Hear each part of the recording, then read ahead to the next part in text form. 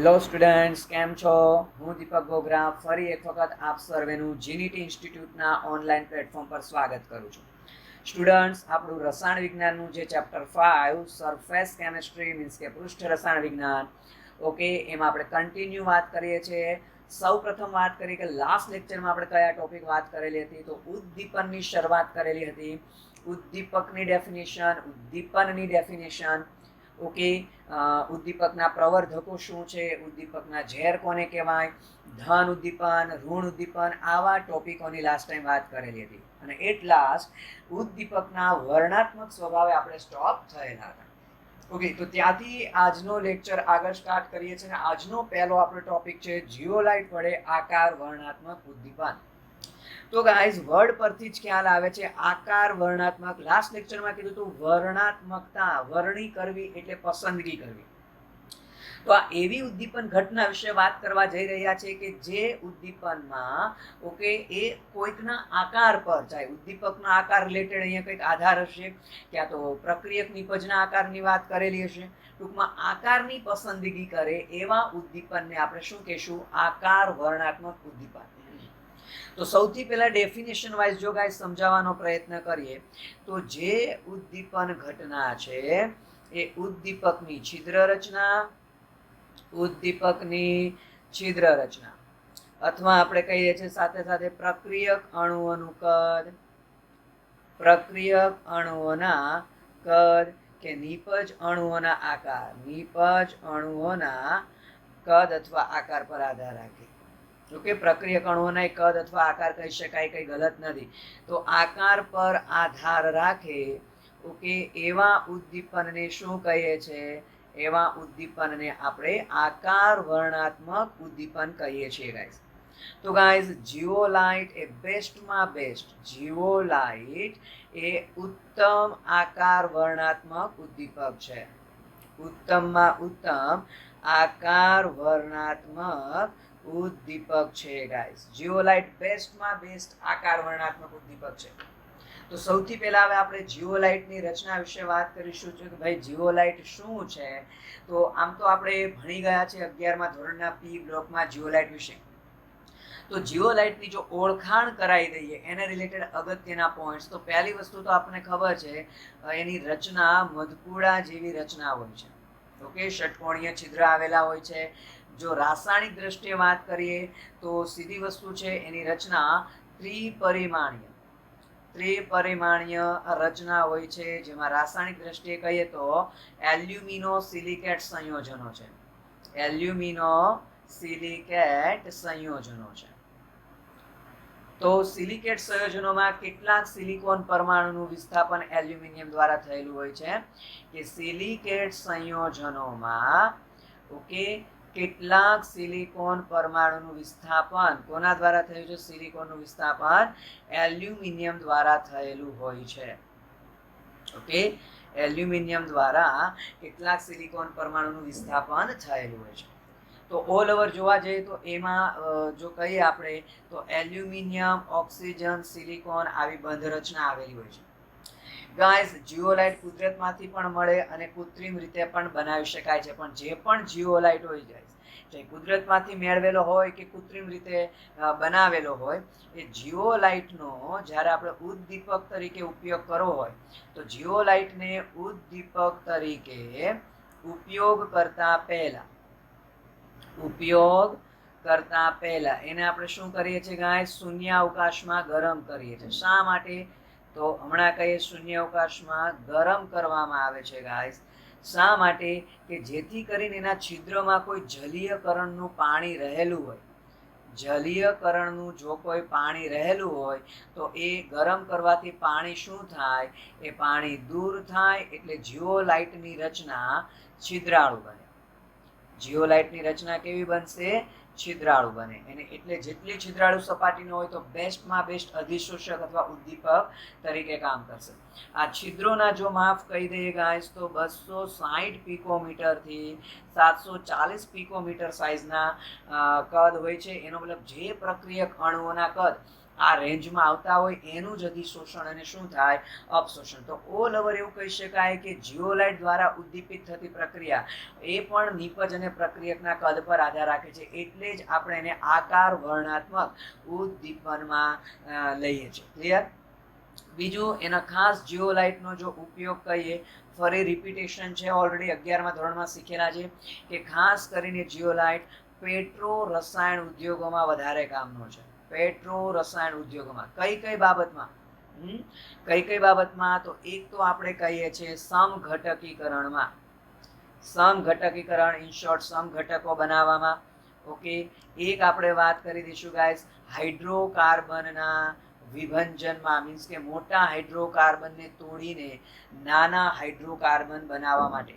અને very important guys કે ZSM5 નામનું જીઓલાઇટ કે જેનું ફૂલ ફોર્મ આપણે પી વિભાગમાં પણ કીધેલું હતું, જીઓલાઇટ સીલ્સ ઓફ મોલેક્યુલર પોરોસિટી 5. આ જીઓલાઇટ છે એ ખાસ કરીને આલ્કોહોલનું નિર્જલીકરણ કરીને, આલ્કોહોલનું શું કરશે, ડાયરેક્ટલી નિર્જલીકરણ કરશે અને ડાયરેક્ટલી એનું ગેસોલિન એટલે કે પેટ્રોલમાં રૂપાંતરણ કરશે. ગેસોલિન એટલે કે પેટ્રોલમાં રૂપાંતર કરશે અને એ એટલે બીજું કંઈ નહીં, હાઇડ્રોકાર્બનનું શું છે, મિશ્રણ. તો ઓલ ઓવર જીઓલાઇટ આકાર વર્ણનાત્મક ઉદ્દીપક તરીકે બેસ્ટમાં બેસ્ટ છે. ક્લિયર? તો આ હતા એને રિલેટેડ. તો આમાંથી જો એમસીક્યુ આવતો ગાઈસ બેઠા વિધાન પ્રકારના જ એમસીક્યુ આવશે. ઓકે. આમાંથી કોઈ એવો મીન્સ કે મારી મચોડીને કે વિચિત્ર એમસીક્યુ પૂછી શકાય નહીં અથવા બનાવી શકાય નહીં. ક્લિયર? તો બેઠા થિયરિકલ પોઈન્ટ, બેઠા વિધાન છે તે એમસીક્યુ ફોર્મમાં આવી શકે. ઓકે. ચલો નેક્સ્ટ આપણે વાત કરવાની છે ગાઈસ વિષમાંગ ઉદ્દીપનનો અધિશોષણ સિદ્ધાંત. તો સૌથી પહેલા તો આમાં વાત કરી દઈએ કે ભાઈ આ સિદ્ધાંત એ શું છે. તો કે આ સિદ્ધાંત એ વિષમાંગ સંતુલનની ક્રિયાવિધિ સૂચવે છે. વિષમાંગ સંતુલનની ક્રિયાવિધિ સૂચવે છે ગાઈસ, અથવા ક્રિયાવિધિ સમજાવે છે. ગાઈસ સાદી ભાષામાં કહું તો વિષમાં ઉદ્દીપક જેવો કંઈ હોય એવું જ્યારથી ખ્યાલ આવ્યો એટલે વૈજ્ઞાનિકોના દિમાગમાં એક પ્રશ્ન હતો કે ભાઈ ઉદ્દીપકમાં એવું તે શું છે કે જેથી કરીને રાસાયણિક પ્રક્રિયાનો વેગ વધે છે. તો ઉદ્દીપકની ક્રિયાવિધિ નક્કી કરવાના પ્રયત્નો થતા હતા.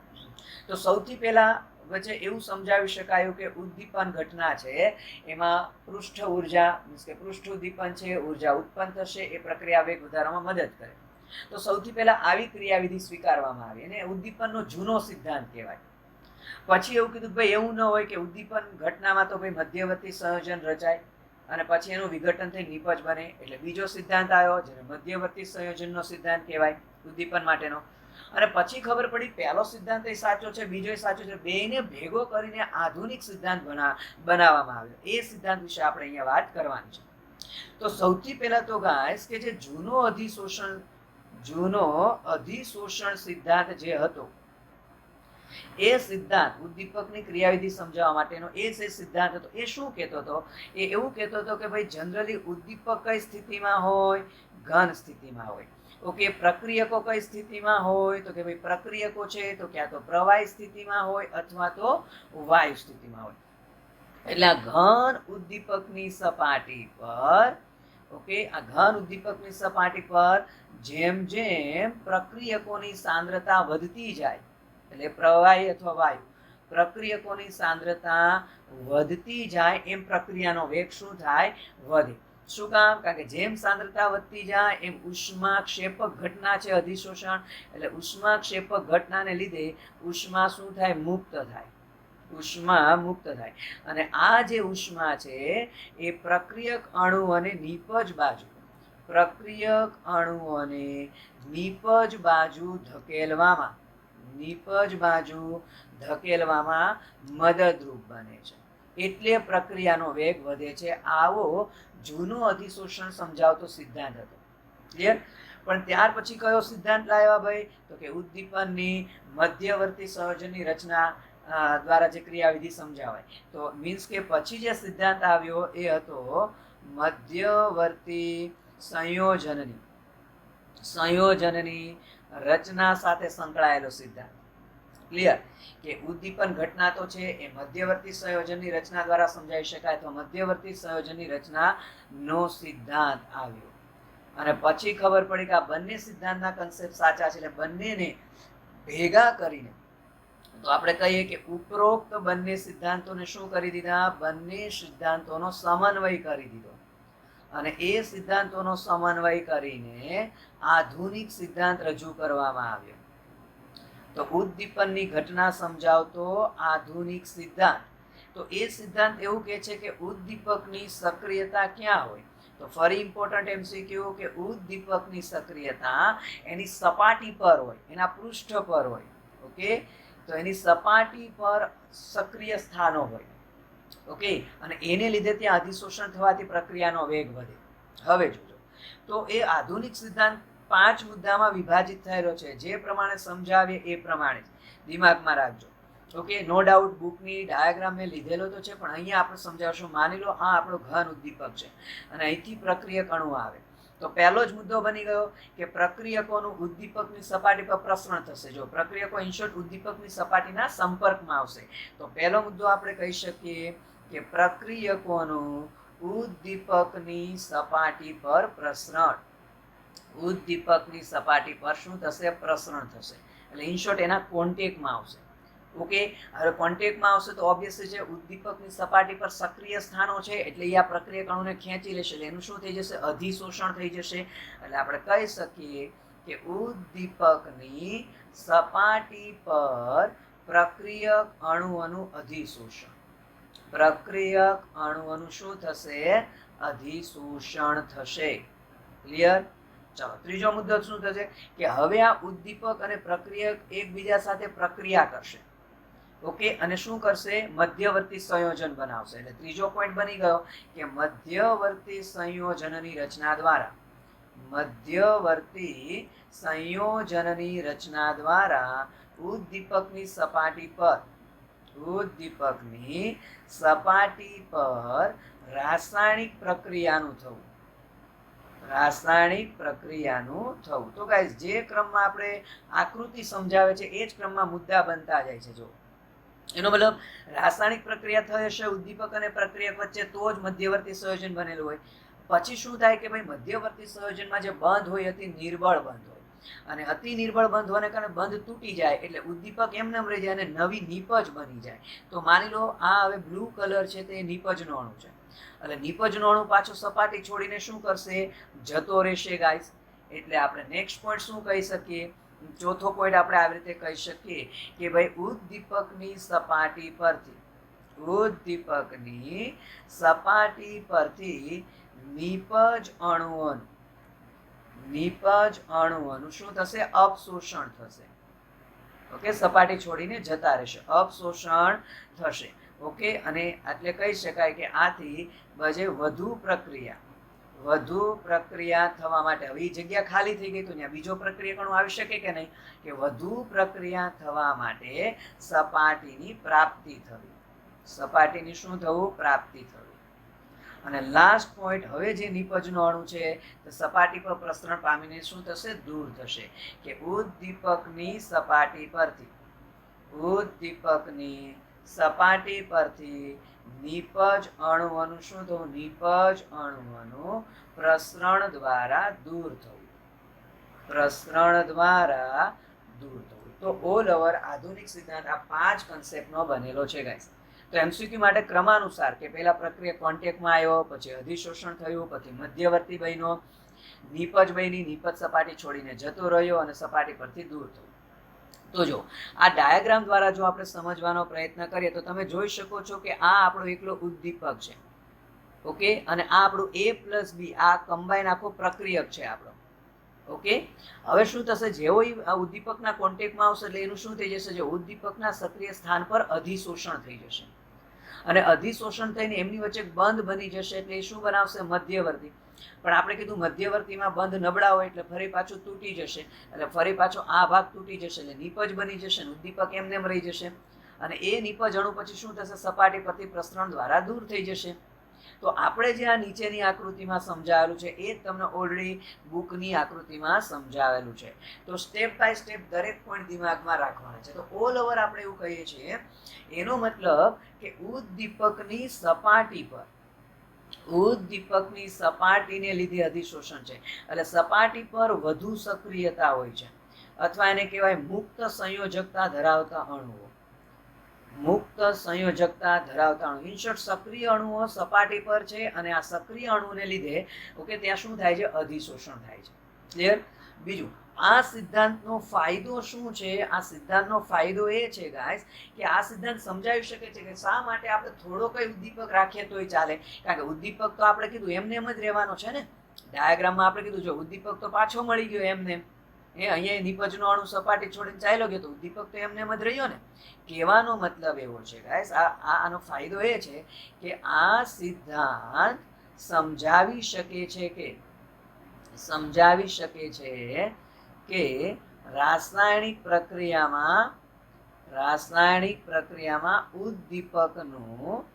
ઉદ્દીપકનું અલ્પ પ્રમાણ હોય, એટલે અલ્પ પ્રમાણ જરૂરી બને છે, હોય તો પણ ચાલે, વધારે ઉદ્દીપક યુઝ કરવાની જરૂર નથી. તો પછી ગેરફાયદો શું છે ગાઈઝ? આ સિદ્ધાંતનો ગેરફાયદો અથવા લિમિટેશન્સ આપણે કહીએ, ગેરફાયદો તો નહીં પણ મર્યાદા આપણે કહીએ, સોરી ગેરફાયદો નહીં કહીએ, મર્યાદા એ છે જો આખો સિદ્ધાંત ડિસ્કસ કર્યો પણ ક્યાંય આપણે ઉદ્દીપકના પ્રવર્ધક કે ઉદ્દીપકના ઝેર વિશે વાત કરી નહીં, તો કે ભાઈ એની મર્યાદા એ કહેવાય કે આ સિદ્ધાંત ઉદ્દીપકના પ્રવર્ધકો કે ઉદ્દીપકના ઝેર વિશે કોઈ માહિતી આપતો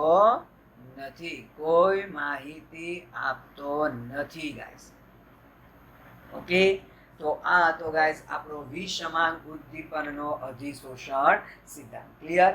તો આ પણ થિયરિકલ આખો કન્સેપ્ટ છે, એટલે આમાં સ્ટેપ બાય સ્ટેપ જો એમસીક્યુ આ તો કોઈ નીચેના પૈકી કયું વિધાન ખોટું છે અથવા કયું વિધાન સાચું છે અથવા વિષમાંગ ઉદ્દીપન સાથે સંકળાયેલા આડાઅવળા ક્રમમાં વિધાન આપેલા હોય, તમને ક્રમાનુસાર ગોઠવવાના પૂછે, એ ટાઈપના એમસીક્યુ આ ટોપિકમાંથી પૂછાઈ શકે. ક્લિયર છે ગાઈસ? ઓકે, ચાલો નેક્સ્ટ આપણે જે વાત કરવાની છે એ છે હવે ઉત્સેચક ઉદ્દીપન વિશે વાત કરવાની છે. કોના વિશે વાત કરવાની છે ગાઈસ? ઉત્સેચક ઉદ્દીપન વિશે વાત કરવાની છે. તો એ પણ એક ઈઝી ટોપિક છે, સહેલો ટોપિક છે, એમાં પણ આપણને ઉદ્દીપનના ઉદાહરણો પરફેક્ટલી દિમાગમાં રહેવા જોઈએ.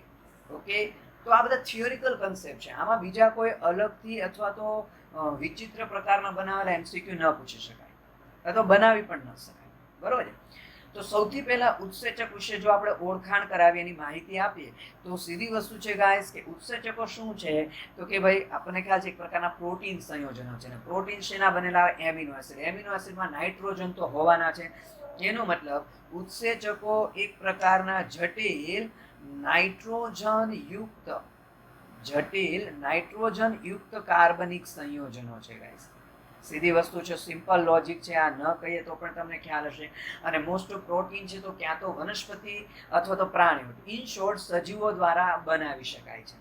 ક્લિયર? સજીવો દ્વારા બનાવી શકાય છે. બીજું, પ્રોટીન એક પ્રકારના પોલિમર છે, તો ઉત્સેચક એક પ્રકારના પ્રોટીન છે, ને પ્રોટીન એક પ્રકારના પોલિમર છે, તો આણ્વીય દળ કેવા હોય છે? ખૂબ જ ઊંચા. તો ખૂબ જ ઊંચા આણ્વીય દળ હોય છે. ઓકે, તો ખૂબ જ ઊંચા આણ્વીય દળ છે, તો આપણે કહી શકીએ ઉત્સેચકો એ બીજું કંઈ નથી, એક પ્રકારના પ્રોટીન અણુઓ છે, જેના આણ્વીય દળ આપણે કહીએ તો નો ડાઉટ 15,000 થી સ્ટાર્ટ કરીને 1,00,000 કે એની કરતાં પણ હજુ વધારે હોઈ શકે છે ગ્રામ પર મોલની હદમાં એના અણુભાર હોય છે. ઓકે, તો ગાઈસ આપણને ખબર છે કે જેમ કે દૂધમાંથી દહીં બનવું તો લેક્ટોબેસિલસ નામના બેક્ટેરિયા દ્વારા થાય. તો સામાન્ય તાપમાને દબાણે મંદ દ્રાવણમાં જે પ્રક્રિયા થાય, ઘણી બધી પ્રક્રિયા જીવિત સૂક્ષ્મ જીવાણુ, ઇન શોર્ટ જૈવિક અણુઓ દ્વારા થાય છે. ઓકે, અને આવા જૈવિક અણુઓ ઓકે એને બીજું કઈ નહીં, એને આપણે શું કહીએ? ઉત્સેચકો. તો જો આપણે એવું કહીએ છીએ કે મંદ દ્રાવણોમાં સામાન્ય તાપમાન અને દબાણે, ઓકે, કે સામાન્ય તાપમાન અને દબાણે થતી ઘણી બધી પ્રક્રિયાઓ એ જીવિત સૂક્ષ્મ જીવાણુઓ કરી શકે છે. જીવિત સૂક્ષ્મ જીવાણુ અથવા તો ગાઈઝ હું એને કહીશ ઓકે જૈવિક અણુઓ. આપણે જૈવિક અણુઓ શબ્દ વાપરીશું. જીવિત સૂક્ષ્મ જીવાણુ અથવા તો જૈવિક અણુઓ કરી શકે છે. ઓકે, જેમ કે આપણે કહીએ એ લોકો કઈ ક્રિયાઓ કરે કે જેમ કે નાના નાના અણુઓને ભેગા કરી, નાના નાના અણુઓને ભેગા કરી એટલે કે એકઠા કરીને, ઓકે, પ્રોટીન કે ડીએનએ જેવા, પ્રોટીન કે ડીએનએ જેવા જટિલ બાયોપોલિમર બનાવે છે, જટિલ બાયોપોલિમર બનાવે છે. અથવા એ લોકો શું કરે કે ઓલરેડી જે મોટા અણુ હોય એનું વિઘટન કરે અને જે ઉષ્મા ઉત્પન્ન કરશે એ ઉષ્મા આપણને ઉપયોગી બની શકે. કે અથવા તો તેઓ પોતે વિઘટન પામીને, સોરી વિઘટન કરીને નહીં, તેઓ વિઘટન પામીને ઘણી બધી પ્રક્રિયાઓ, ઘણી બધી જૈવિક પ્રક્રિયાઓ ચાલુ રાખવા માટેની ઉર્જા શું કરે છે? પૂરી પાડે છે, ઉર્જા પૂરી પાડે છે. તો બસ આવા પદાર્થોને આપણે શું કહે છે? ઉત્સેચકો. મીન્સ કે ઉત્સેચકો એટલે બીજું કઈ નથી, જૈવ રાસાયણિક ઉદ્દીપકો છે. તો આપણે કહી શકીએ, ચાલો આપણે કહી શકીએ છીએ કે આવા જૈવ રાસાયણિક મીન્સ કે જૈવિક અણુઓ છે, જૈવ રાસાયણિક અણુઓને અથવા તો ઉદ્દીપકોને આપણે શું કહીએ છીએ? ઉત્સેચક તરીકે ઓળખીએ છીએ. તો ઓલ ઓવર આ ઉત્સેચકની ઓળખવામાં આપણે ઉત્સેચકની ઓળખાણ કરાવી. બજે અને ઉત્સેચકો ગાઈસ ખૂબ જ વિશિષ્ટ સ્વભાવના હોય છે. મીન્સ કે દરેક પ્રક્રિયાને પોતપોતાનો ફિક્સ ઉત્સેચક હોય. એક પ્રક્રિયા માટે જો ઉત્સેચક કામ લાગે, જરૂરી નથી કે બધી પ્રક્રિયામાં કામ લાગે, ન પણ લાગી શકે. જેમ કે આપણે એક એક્ઝામ્પલ કીધું, કયું કે દૂધમાંથી દહીં બનાવવું છે, દૂધમાંથી દહીં બનાવવું છે. તો આપણે શું કીધું કે લેક્ટોબેસિલસ અથવા લેક્ટોબેસિલી બેક્ટેરિયા કહીએ છીએ. ઓકે, તો આના વડે આ પ્રક્રિયા તો એક પ્રકારનો ઉત્સેચક જ થયો. આ ઓકે, તો દૂધમાંથી દહીં બનવાની ઘટના. આ ઉપરાંત ઘણા બધા જે ઓલરેડી ડાયરેક્ટ ટેબલમાં આપેલા છે એટલે આપણે લખવાનો સમય નહીં બગડે. ઓકે, જેમ કે સુક્રોઝનું ગ્લુકોઝ અને ફ્રુક્ટોઝમાં રૂપાંતર કરવું છે તો ઈસ્ટમાં રહેલો ઇન્વર્ટસ ઉત્સેચક કામ લાગશે. ઓકે, અથવા બાયોલોજીમાં સુક્રેસ તરીકે પણ ઇન્વર્ટેસને બદલે નામ આપેલું છે. જો ગ્લુકોઝમાંથી આપણે આલ્કોહોલ બનાવો, ઇથેનોલ, તો આપણે ખબર છે ઈસ્ટમાં રહેલો ઝાયમેસ કામ લાગશે. આ દરેક વસ્તુ આપણે ખબર છે. સ્ટાર્ચમાંથી માલ્ટોઝ બનાવવો હોય તો માલ્ટમાં રહેલો ડાયાસ્ટેજ ઉત્સેચક, માલ્ટોઝમાંથી માલ્ટેઝ ઉત્સેચક, યુરિયામાંથી એમોનિયા બનાવવા યુરેસ, તો પ્રોટીનમાંથી એમિનો એસિડ તો પેપ્સિન. તો આ બધા ઉત્સેચકો. તો આ એમસીક્યુમાં આવે તો બેટર, એટલે આપણે દરેક પ્રક્રિયા માટેના ઉત્સેચક ખબર રહેવી જોઈએ. Clear guys? ઉત્સેચકનું નામકરણ જો આપણે વાત કરવાનો પ્રયત્ન કરીએ તો બાયોલોજીના સ્ટુડન્ટ્સ હશે એને તો જનરલી ખબર હશે કે ઉત્સેચકનું જે નામકરણ છે એ બે રીતે થાય. ઉત્સેચકનું નામકરણ કેટલી રીતે થાય ભાઈ? જનરલી આપણે બે રીતે કરીએ છીએ. એક તો જે પદાર્થને અસર કરે છે, ઓકે, જે પદાર્થને અસર કરે છે તે પદાર્થના નામને એઝ લગાવવી, તે પદાર્થના નામને એઝ પ્રત્યય લગાવી દેવાનો. જેમ કે માલ્ટોઝ હતો તો માલ્ટેઝ, યુરિયા હતો તો યુરેસ. ઓકે, ઉદાહરણ આપવા તો આપી શકીએ કે જેમ કે માલ્ટોઝ પદાર્થને અસર કરતો હોય તો આપણે માલ્ટેઝ કીધો, માલ્ટેઝ, અથવા યુરિયાને અસર કરતો હતો તો આપણે એને યુરેસ કહી દીધો. હજુ પણ ગાય ભેંસ જેવા પ્રાણીઓના શરીરમાં સેલ્યુલોઝ ઉત્સેચકો હોય એટલે તો એ કાગળ કાપડ ખાય, કોટન કાપડ કે જેમાં સેલ્યુલોઝનું બનેલું હોય તેનું પાચન કરી શકે. આપણા આંતરડામાં સેલ્યુલોઝ ઉત્સેચક હોતો નથી એટલે આપણે કાગળ કાપડ ખાઈએ તો પાચન કરી શકતા નથી. તો સેલ્યુલોઝ હોય ગાઈસ, સેલ્યુલોઝ હોય તો એને આપણે શું કહીશું? સેલ્યુલેસ કહીશું. ક્લિયર? ચલો, અને બીજી કઈ રીતે નામકરણ થશે ગાઈસ? તો બીજું નામકરણ પ્રક્રિયાના નામ પરથી થશે. ઓકે, કે પ્રક્રિયાના નામને એસ પ્રત્યય લગાવવાથી, પ્રક્રિયાના નામને એસ પ્રત્યય લગાવવાથી આપણે નામકરણ કરી શકીએ. જેમ કે સુક્રોઝનું જે જળ વિભાજન છે ગાઈસ એ ઇન્વર્ઝનની ઘટના છે, બરોબર છે? તો ઇન્વર્ઝનની પ્રક્રિયા છે એટલે એને ઇન્વર્ટેઝ કહી દીધું. ઇન્વર્ટેઝ. જળ વિભાજનની પ્રક્રિયા હોય તો ઇંગ્લિશમાં હાઇડ્રોલિસિસ કહે તો એના નામ શું આપી દીધું? હાઇડ્રોલેઝ.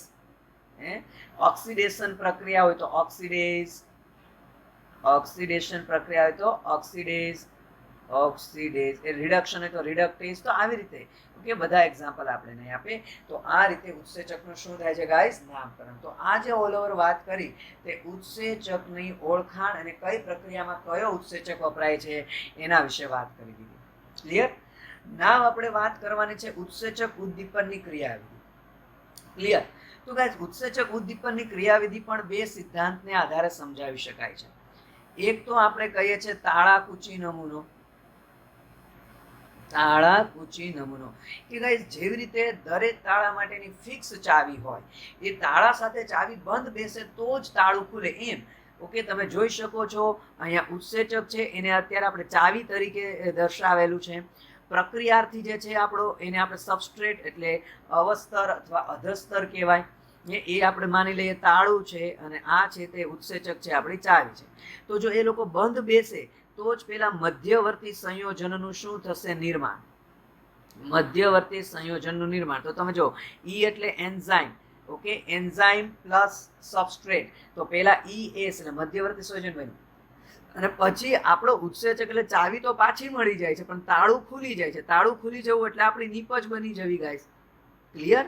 તો એક તો છે તાળાકૂચી નમૂનો. તો એ અનુસાર આપણે જો કહીએ કે જે કૂચી એટલે કે જે ચાવી છે એને આપણે ઉત્સેચક તરીકે લઈએ છીએ અને જે તાળું છે એને આપણે આપણો અવસ્તર સબસ્ટ્રેટ પ્રક્રિયાર્થી લઈએ છીએ.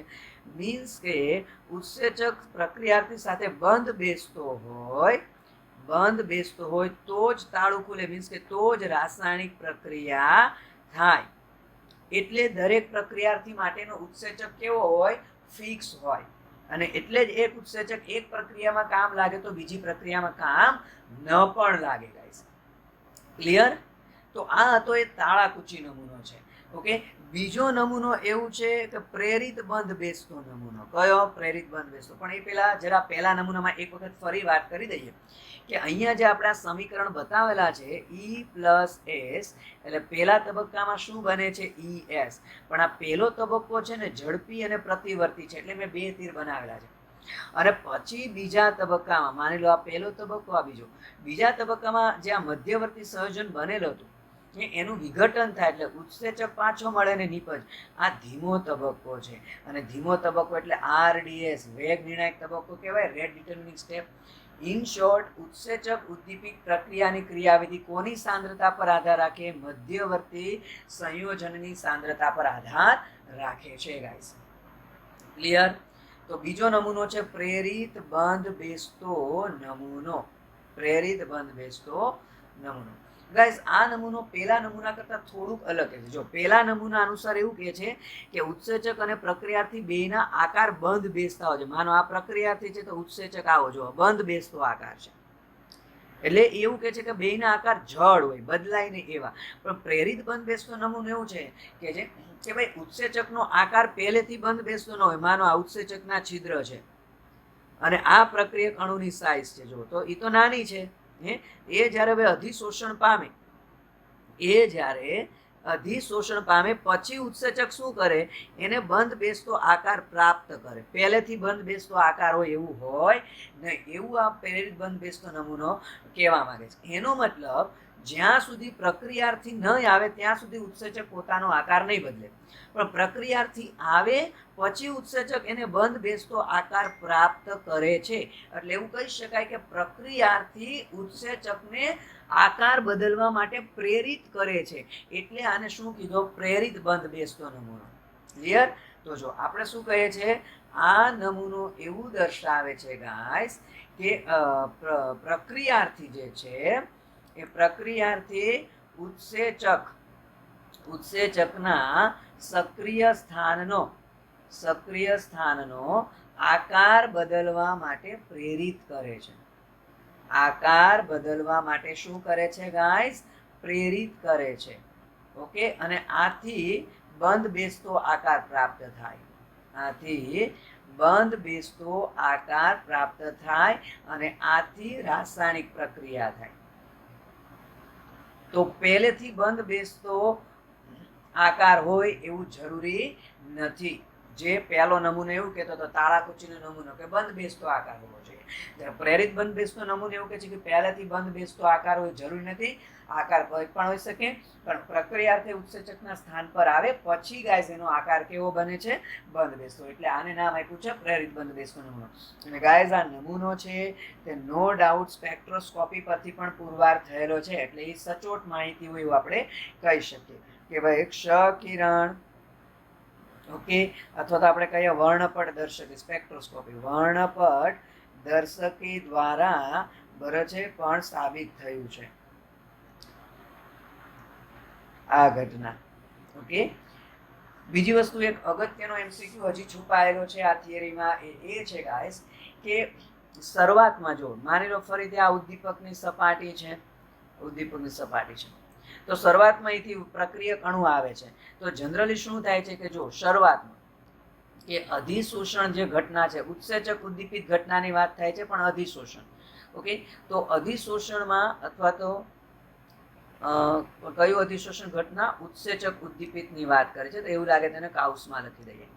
તો એમાં શરૂઆતમાં શું હોય છે? જો કે શરૂઆતમાં પ્રક્રિયાનો વેગ એવું કહી શકાય જે પણ પ્રક્રિયક અણુ આવે છે સબસ્ટ્રેટ એની સાંદ્રતાને સમપ્રમાણમાં છે.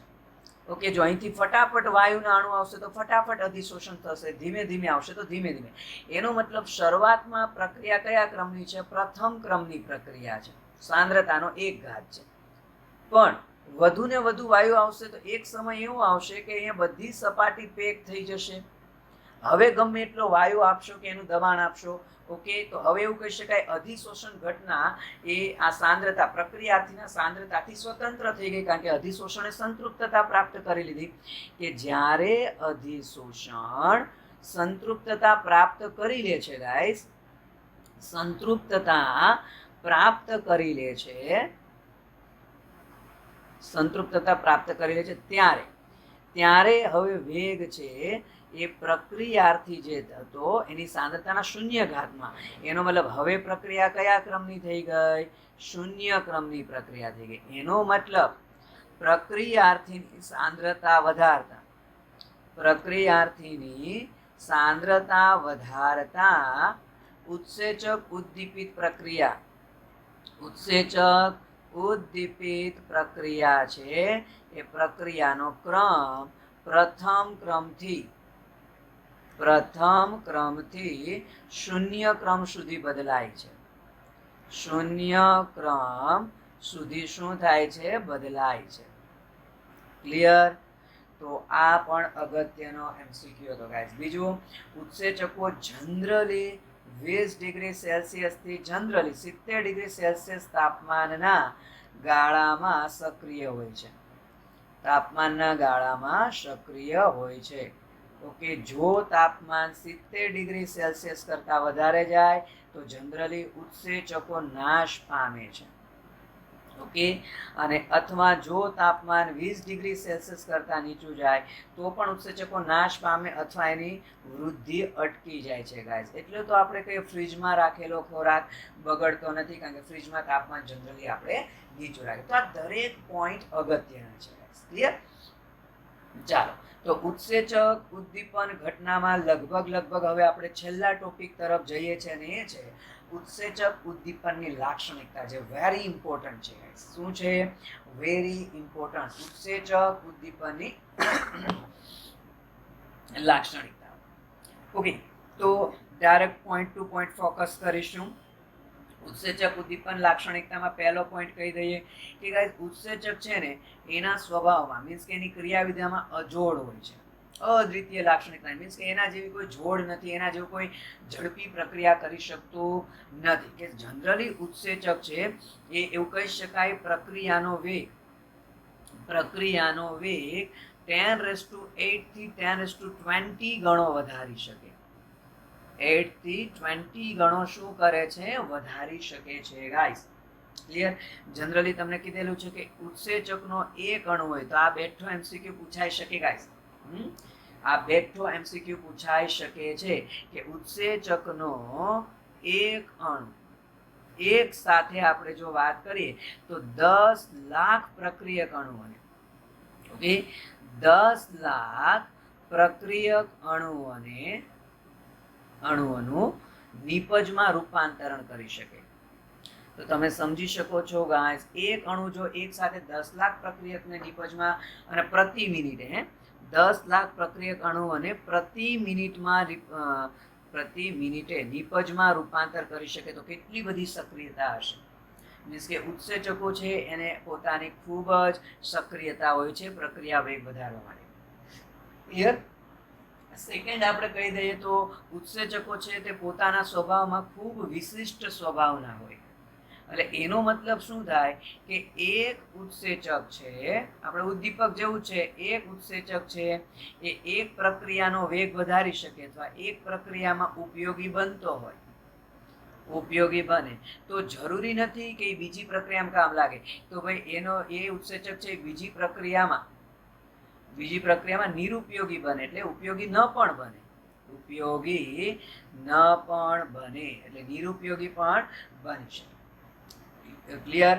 ત્રીજું, જનરલી ઉત્સેચકો આપણે કહીએ છીએ ગાઈસ ઓકે કે 298 થી મીન્સ કે જો તાપમાનની રેન્જ વિશે વાત કરી દઈએ તો 298 થી 310 કેલ્વિન તાપમાનના ગાળામાં ઊંચી સક્રિયતા હોય છે. અને આપણા બોડી ટેમ્પરેચર એ જનરલી એટલું જ હોય છે ગાઈસ ઓકે. એટલે આપણા શરીરમાં જે જૈવિક પ્રક્રિયાઓ થાય છે નોર્મલ પરિસ્થિતિમાં થાય, પણ જ્યારે આપણને તાવ આવે તો ઓબ્વિયસલી તાપમાન છે તે 310 કેલ્વિન કરતાં શું થતું જાય? વધતું જાય. એટલે ઉત્સેચકોની સક્રિયતા ઘટે એટલે આપણામાં શક્તિનો અભાવ, મીન્સ કે જે પ્રક્રિયા જે વેગથી થવી જોઈએ એ વેગથી ન થાય એટલે આપણામાં આપણે શક્તિનો અભાવ અનુભવીએ અથવા તો નિર્બળતા અનુભવીએ છીએ. ક્લિયર? એ જ રીતે જો ફરી અગત્યનો જો પીએચ રેન્જ માટે વાત કરી દે તો જનરલી ઉત્સેચકો છે જો માધ્યમની પીએચ ગાઈસ 5 થી 7 હોય, 5 થી 7 પીએચની જો માધ્યમની પીએચ રેન્જ હોય તો ઉત્સેચકો છે એ વધારે સક્રિય હોય છે. મીન્સ કે આ પીએચ એના માટે વધુ અનુકૂળ હોય છે. ક્લિયર? એ જ રીતે જો નેક્સ્ટ પોઈન્ટ કહી દઈએ કે જે રીતે આપણે સામાન્ય ઉદ્દીપનમાં કીધેલા હતા એના પ્રવર્ધકો હોય કે જે ઉદ્દીપકને મદદ કરે, એવી જ રીતે ગાઈસ ઉત્સેચકોના કિસ્સામાં ઉત્સેચક માટે એને સહકારક હોય અથવા સહઉત્સેચક હોય. સહઉત્સેચક અથવા શું હોય છે? સહકારક હોય છે કે જે ઉત્સેચકના પ્રવર્ધક તરીકે કામ કરે છે. એટલે એ શું કરે? પ્રક્રિયા વેગ વધારવામાં મદદ કરે છે. ઓકે, તો કહેવાનો મતલબ ઉદ્દીપકની જેમ જ ઉત્સેચકને પણ પોતાના જો પ્રવર્ધક હોય તો એ એક સારી એવી પ્રક્રિયાનો વેગ વધારી શકે છે. જેમ કે આપણા શરીરમાં વિટામિન શા માટે જરૂરી છે? તો વિટામિન છે એ પ્રોટીનના ઓકે વિટામિન છે તે પ્રોટીનના સહઉત્સેચક તરીકે કાર્ય કરે છે. એટલે વિટામિનની જરૂર પડે છે. થોડોક પણ વિટામિન જોઈએ ખરા, સહઉત્સેચક તરીકે કામ કરે છે. ક્લિયર? ઓકે. એ જ રીતે ગાઈઝ આપણને ખબર છે કે એમાઇલેસ છે એ જો સોડિયમ આયનની હાજરીમાં હોય તો એ ઉદ્દીપકીય સક્રિયતા કેવી થાય? વધી જાય છે. અને એવી જ રીતે જે સામાન્ય ઉદ્દીપકને જે રીતે એના ઝેર હોય, નિરોધકો હોય, એવી રીતે ઉત્સેચકને પણ પોતાના શું હોય છે? નિરોધકો હોય છે. તો ઉત્સેચક સાથે જો કોઈ એવો પદાર્થ હોય, એવો પદાર્થ કે જે ઉત્સેચકની ક્રિયાવિધિને શું કરે? અવરોધે. ઉત્સેચકની ક્રિયાવિધિને શું કરે? અવરોધે. તો એને શું કહેશું? ઉત્સેચકના નિરોધકો કહીશું આપણે. ઉત્સેચકના નિરોધકો અથવા તો એને ઝેર તરીકે આપણે કહીએ છીએ. જેમ કે આવું ક્યારે થાય કે વધુ પડતું દવાનો ડોઝ લગાવી દીધો હોય, આપણે નથી કહેતા દવાનું રિએક્શન આવી ગયું ઓકે, તો વધુ પડતી દવાઓને લીધે વધુ પડતી દવા છે ગાઈસ એ ઉત્સેચકના નિરોધકનું કામ કરે છે. ઉત્સેચકના નિરોધક. તો આપણે જે કહીએ છીએ દવાનું રિએક્શન આવી ગયું છે તે બીજું કંઈ નથી, ઉત્સેચકના નિરોધક તરીકેનું કામ આપણા શરીરમાં ચાલુ થઈ ગયું એને લીધે થાય છે. તો ઉત્સેચકના નિરોધક તરીકે કામ કરે છે. અને એટલે જ ગાઈસ એવું કહેવાય છે કે ડોક્ટરની પ્રિસ્ક્રિપ્શન મુજબ જ દવાઓ લેવી જોઈએ. ક્લિયર? તો આ સમગ્ર વાત થઈ તે ઉત્સેચક ઉદ્દીપનની વાત થઈ છે ગાઈસ. તો આજનો આ લેક્ચર ફરી પાછો અહીંયા સ્ટોપ કરીએ છીએ ગાઈસ. નેક્સ્ટ લેક્ચરમાં આપણે કલીલ વિશે વાત કરવાની છે. ઓકે, તો ત્યાં સુધી આ ટોપિક બરાબર રિવાઇઝ કરો. તો આજના જે દરેક ટોપિક હતા બધા થિયરિકલ હતા, એટલે બને ત્યાં સુધી થિયરી આની પરફેક્ટ કરજો, કારણ કે આના એમસીક્યુ તો થિયરિકલ જ હોય છે. એટલે જેટલી થિયરી પરફેક્ટ હશે એટલા જ આના ઇઝીલી એમસીક્યુ તમે સોલ્વ કરી શકશો. ક્લિયર? તો અહીંયા સ્ટોપ કરીએ છીએ. Best of luck guys.